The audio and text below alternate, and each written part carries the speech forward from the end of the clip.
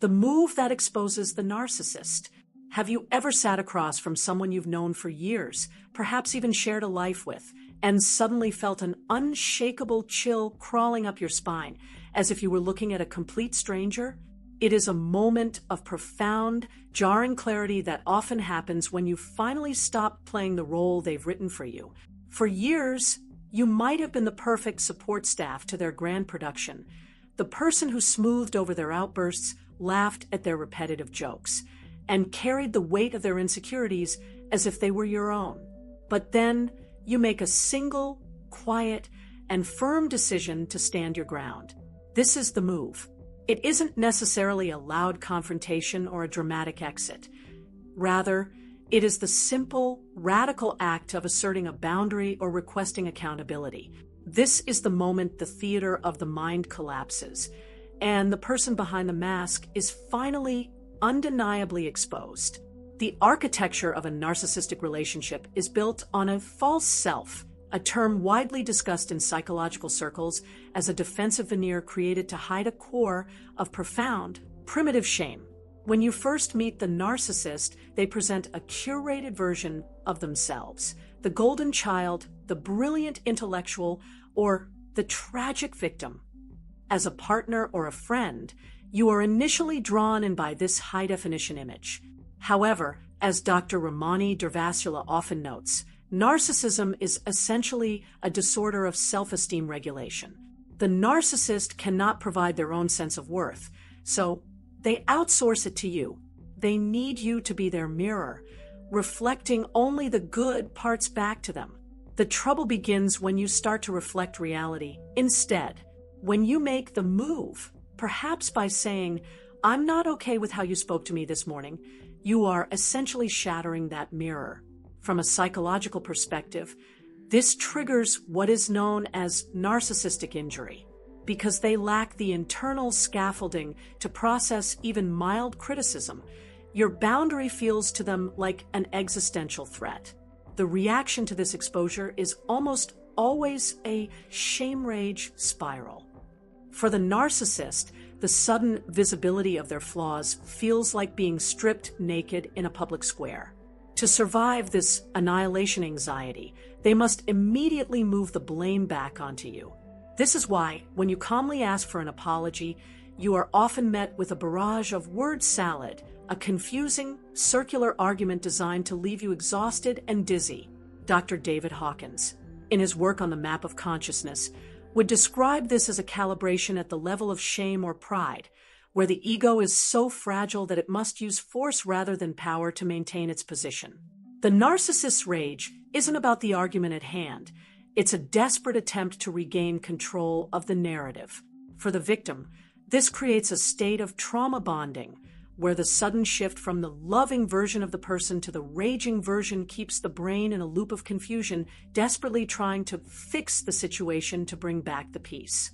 As the mask slips, the narcissist will often pivot to a tactic known as projective identification. This is a fascinatingly dark psychological maneuver where they take their own internal rot, their feelings of inadequacy, dishonesty, or betrayal, and literally project them into you. If they have been lying, they will look you in the eye with chilling conviction and accuse you of being the liar. If they feel out of control, they will scream that you are the one who is unstable. This serves two purposes. It relieves the narcissist of the burden of their own shame, and it keeps you occupied defending your own character, so you stop looking at theirs. Darren F. McGee, an expert on complex trauma, often highlights how this process creates a fog, fear, obligation, and guilt. The victim begins to internalize the narcissist's projections, wondering, "Am I really the difficult one?" To heal from this, one must realize that the narcissist isn't actually talking about you. They are giving you an unsolicited tour of their own internal chaos. The psychological impact of the move on the victim cannot be overstated. When you finally see the monster in the room, the sense of betrayal is visceral. You realize that the person you loved might have been a projection of your own empathy rather than a real, integrated human being. This leads to cognitive dissonance, where the brain struggles to hold two conflicting truths.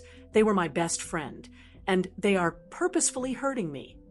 This internal conflict is what keeps people stuck in these cycles for decades. Dr. Ramani often advises that the only way through this is radical acceptance. You have to accept that the hardware store does not sell milk. You cannot go to a narcissist for empathy, closure, or an honest apology because they simply don't have those items in stock.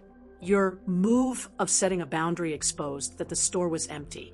And while that realization is painful, it is the only path to genuine autonomy.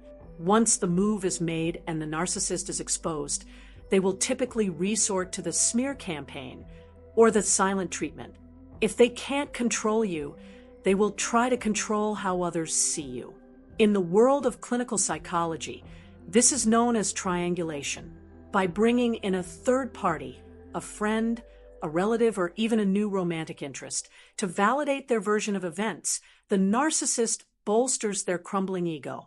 For the victim, the silent treatment is particularly brutal because it activates the same parts of the brain as physical pain.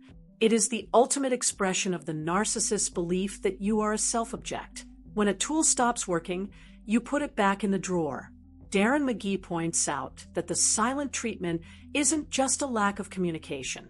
It is a weaponized form of emotional abandonment. To protect yourself, you must view the silence not as a punishment, but as a peaceful vacation from their toxicity. The path to healing requires a fundamental shift in how you view power. Many victims spend years trying to win against the narcissist, but as Dr. David Hawkins suggests, true power never requires force.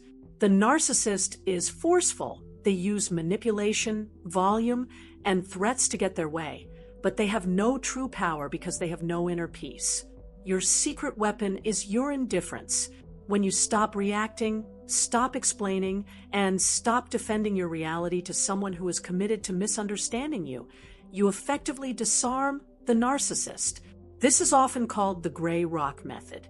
By becoming as uninteresting and unreactive as a plain gray rock, you deny the narcissist the emotional supply they need to survive.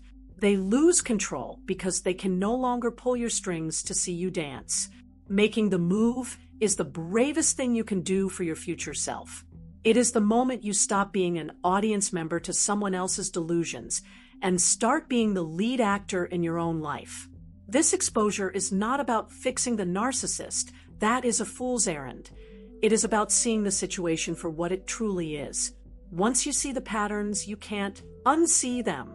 The confusion begins to lift, and the heavy weight of their expectations starts to fall from your shoulders. You realize that you were never the problem. You were just the only person in the room with enough light to expose the shadows they were hiding in. If this article resonates with you, or if you have experienced that sudden moment of clarity where the mask finally slipped, please subscribe for more deep dives into the mechanics of the human heart. Like and share this with someone who might still be trapped in the fog, wondering if they are the crazy one. And finally, please leave a comment below. Your story is a bridge that could help someone else cross over into safety. Your voice matters, and your reality is valid.